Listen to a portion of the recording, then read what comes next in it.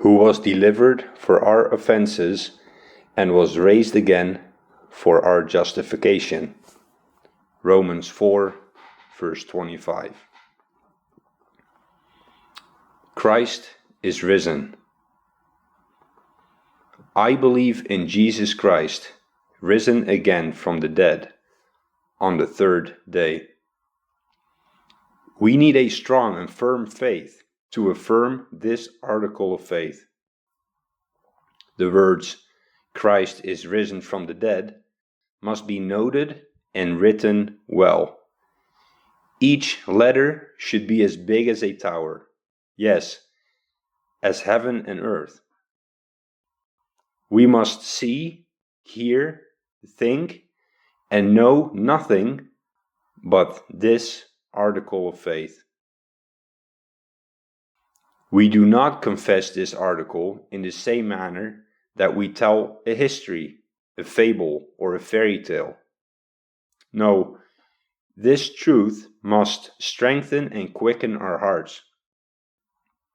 We call it believing when we imprint it completely and unify us with the truth that Christ is risen, as if nothing else was ever written on paper. Paul is a right teacher to expand on this article. In Romans 4, verse 25, he states that Christ was delivered for our offenses and was raised again for our justification.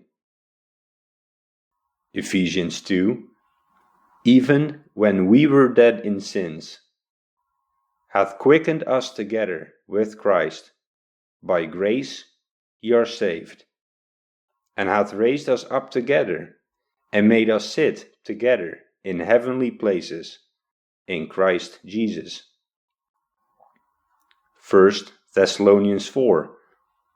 For if we believe that Jesus died and rose again, even so them also which sleep in Jesus will God bring with him.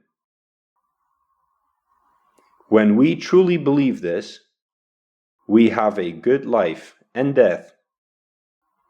For Christ has not only conquered death and risen from the dead for himself, but connects us with it, so that we may also be resurrected and live with him forever. Our resurrection and life already began in Christ. There is so much certainty as though our physical resurrection already happened, although it is yet hidden and not fulfilled yet. We believe the truth about the resurrection as if we see nothing else in heaven and on earth. If it is true that Christ rose from the dead, then we receive the best part of this resurrection already, so that the future physical resurrection of the flesh from the grave is counted a lesser thing. Who are we in comparison with Christ, our head? Not even a drop compared to the ocean. Now, if Christ, the head of all Christians, by whom all live and have their being, and who is so great that he fills heaven and earth, and compared to whom sun, moon, and all creatures are small, if he has risen from the dead and is the Almighty Lord over all things including death and hell, then we, as his members, must benefit from his resurrection and partake in what he obtained for our sakes. As he made everything new by his resurrection, he will also take us with him. Romans 8 verse 11. But if the Spirit of him that raised up Jesus from the dead dwell in you, he that raised up Christ from the dead shall also quicken your mortal bodies by his Spirit that dwelleth in you. We already have the greater part of our resurrection in that the head and heart are already in heaven, and only the body is covered in the earth, waiting to be renewed. Where the head is, there must also the body go. In baptism, we have risen spiritually in faith. Our head rose from the grave and went up to heaven. Spiritually, the soul is already in heavenly places with Christ, and only the physical, earthly shell is yet here below. When we behold a dying Christian, we must confess and say, the better part of the resurrection already took place. Christ, the head of the church, conquered death and rose from the dead. Thereby my chief part, my soul, also did the same. Grave and death cannot harm me.